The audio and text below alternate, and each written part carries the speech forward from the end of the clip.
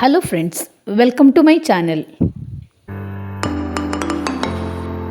ಕೋಕೆಡಾಮವನ್ನು ಯಾವ ರೀತಿ ಮಾಡಿಕೊಳ್ಳೋದು ಅಂತ ನಾನು ಹಿಂದಿನ ವಿಡಿಯೋದಲ್ಲಿ ನಿಮಗೆ ತಿಳಿಸಿದ್ದೇನೆ. ಈ ವಿಡಿಯೋದಲ್ಲಿ ಕೋಕೆಡಾಮಕ್ಕೆ ನಾನು ಯಾವ ಥರ ಫರ್ಟಿಲೈಸರನ್ನು ಕೊಡ್ತಾ ಇದ್ದೀನಿ ಅನ್ನೋದನ್ನು ನಿಮ್ಮ ಜೊತೆ ಶೇರ್ ಮಾಡ್ಕೊಳ್ತಾ ಇದ್ದೀನಿ.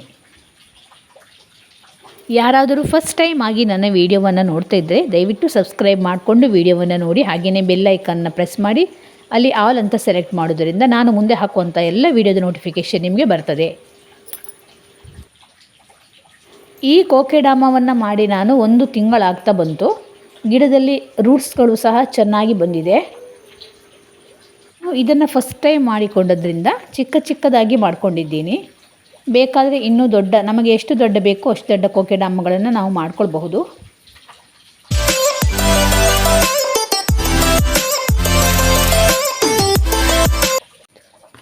ಒಂದು ಬಕೆಟ್ ಅಥವಾ ಟಬ್ಬಲ್ಲಿ 2 ಮೊಗ್ಗು ಆಗುವಷ್ಟು ನೀರನ್ನು ತಗೊಳ್ಬೇಕು. ನಮ್ಮ ಕೈಯ ಬೆರಳು ಮುಳುಗುವಷ್ಟು ನೀರನ್ನು ತಗೊಂಡ್ರೆ ಸಾಕಾಗ್ತದೆ. ನೋಡಿ, ಇಷ್ಟು ಕೈ ಬೆರಳು ಮುಳುಗುವಷ್ಟು ನೀರನ್ನು ತಗೊಳ್ಬೇಕು. ಆಮೇಲೆ ಇದಕ್ಕೆ ನಾನು 1 ಮುಷ್ಟಿ ಆಗುವಷ್ಟು ಕೌಡಂಗನ್ನು ತಗೊಂಡಿದ್ದೀನಿ, ಅಂದರೆ ಸಗಣಿಯನ್ನು ತಗೊಂಡಿದ್ದೀನಿ. ಅದನ್ನು ಚೆನ್ನಾಗಿ ಮಿಕ್ಸ್ ಮಾಡಬೇಕು. ನೀರಲ್ಲಿ ಈ ಸಗಣಿ ಫುಲ್ ಕರಗಿ ನೀರಾಗಿ ಹೋಗಬೇಕು. ಪಾಟಲ್ಲಿ ಹಾಕಿದ ಗಿಡಗಳಿಗೆ ಹಾಗೂ ನೆಲದಲ್ಲಿ ಹಾಕಿದ ಗಿಡಗಳಿಗೆ ಫರ್ಟಿಲೈಸರ್ ಕೊಟ್ಟ ಹಾಗೆ ಈ ಕೋಕೆಡಾಮಕ್ಕೆ ಕೊಡಲಿಕ್ಕೆ ಆಗೋದಿಲ್ಲ. ಸೊ ಅದಕ್ಕೋಸ್ಕರ ನಾವು ಈ ಥರ ಲಿಕ್ವಿಡ್ ಫರ್ಟಿಲೈಸರ್ಗಳನ್ನ ಮಾಡಿಕೊಂಡು ಕೋಕೆಡಾಮಕ್ಕೆ ಕೊಡಬೇಕಾಗ್ತದೆ.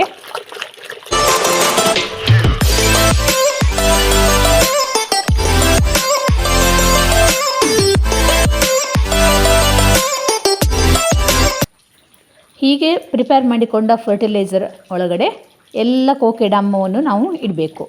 ಜಾಸ್ತಿ ಕೋಕೆಡಾಮ ಇದ್ದರೆ ನಾವು ದೊಡ್ಡ ಟಬ್ಬನ್ನು ಅಥವಾ ದೊಡ್ಡ ಬಕೆಟನ್ನು ಇಟ್ಕೊಳ್ಬಹುದು.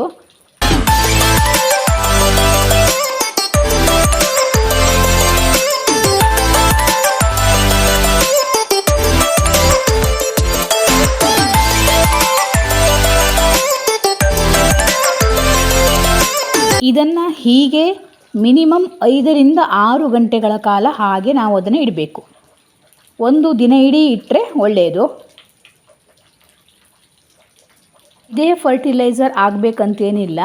ಯಾವ ಫರ್ಟಿಲೈಸರ್ ಆದರೂ ಅದನ್ನು ಲಿಕ್ವಿಡ್ ಆಗಿ ಮಾಡಿಬಿಟ್ಟು ಈ ಥರ ನಾವು ಕೋಕೆಡಾಮವನ್ನು ಇಟ್ಕೊಂಡ್ರೆ ಗಿಡ ಚೆನ್ನಾಗಿ ಬರ್ತದೆ.